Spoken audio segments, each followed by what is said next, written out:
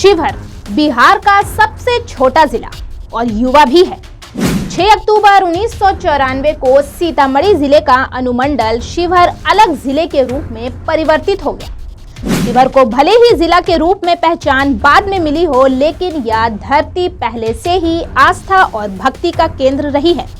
भगवान शिव और हरि के मिलन की भूमि शिवहर का रामायण और महाभारत काल से सीधा संबंध रहा है। लेकिन फिलहाल त्रेता और द्वापार युग से बाहर निकलकर कलयुग में शिवहर लोकसभा क्षेत्र के बारे में जानते हैं।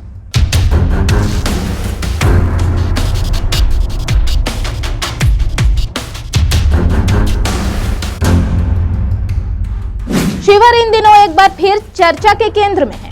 कारण है यहाँ के सांसद रहे आनंद मोहन। बिहार सरकार ने आनंद मोहन को डीएम की हत्या के आरोप साबित होने के बाद कोर्ट से मिली उम्र कैद से रिहा कर दिया है।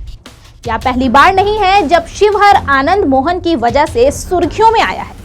आनंद मोहन ने शिवहर से 2 बार लोकसभा का चुनाव भी जीता है।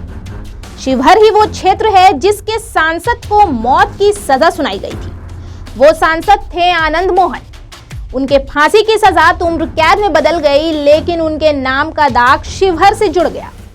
वैसे शिवहर लोकसभा सीट रामदुलारी सिन्हा हरिकिशोर सिंह का भी क्षेत्र रहा है, जो अपने वक्त में केंद्रीय मंत्री भी रह चुके हैं। वैसे पिछले 3 लोकसभा चुनावों में शिवहर क्षेत्र का इतिहास देखें तो भाजपा का कब्जा रहा। पिछले 3 चुनावों का अनवर उल हक ने 2 बार अलग अलग पार्टियों से भाजपा की रमा देवी को टक्कर देने की कोशिश की, लेकिन सफल नहीं हुए। 2009 में अनवर उल हक बसपा के टिकट पर लड़े तो 1,25,000 वोटों से हारे। 2014 में राजद ने अनवरुल को टिकट दिया तो हार का अंतर 1,36,000 हो गया। 2019 में राजद ने फैसल अली को टिकट दिया तो फैसल को रमा देवी ने पूरे 3,40,000 वोटों से हराया। वहीं अब 2024 के लोकसभा चुनाव के बारे में यह कयास लगाया जा रहा है कि भाजपा रमा देवी का टिकट काट सकती है। इसके पीछे की वजह है रमा देवी की उम्र। 2024 में रमा देवी की उम्र 76 वर्ष होगी। ऐसे में माना जा रहा है कि उनका टिकट कट सकता है।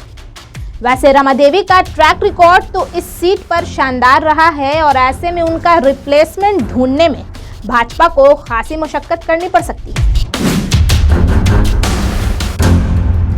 दूसरी ओर आनंद मोहन अब जेल से बाहर है।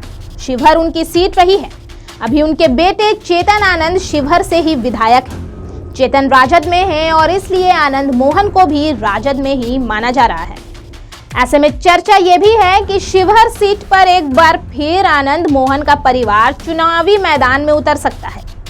चर्चा लवली आनंद की है, जो 2009 में भी शिवहर सीट से किस्मत आजमा चुकी हैं, लेकिन सिर्फ 81,479 वोटों के साथ वो चौथे स्थान पर आई और उन्होंने इसमें ही अपने आप को संतोष कर लिया।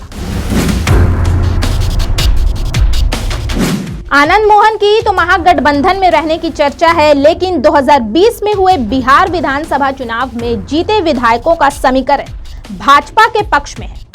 शिवहर लोकसभा सीट इस मामले में भी थोड़ा अजूबा है। इस लोकसभा सीट के अंतर्गत 3 जिलों की 6 विधानसभा सीटें हैं। इसमें शिवहर की सीट तो आनंद मोहन के बेटे चेतन आनंद के पास है, जो राजद से विधायक हैं। इसके अलावा सीतामढ़ी जिले के बेलसंडी सीट राजद के पास है, जबकि सीतामढ़ी की रीगा सीट भाजपा के पास है। वहीं पूर्वी चंपारण की 3 सीटें इस लोकसभा क्षेत्र के अंतर्गत आती हैं। इसमें मधुबन, चिरैया और ढाका सीट शामिल है और ये तीनों ही सीटें भाजपा ने जीती है।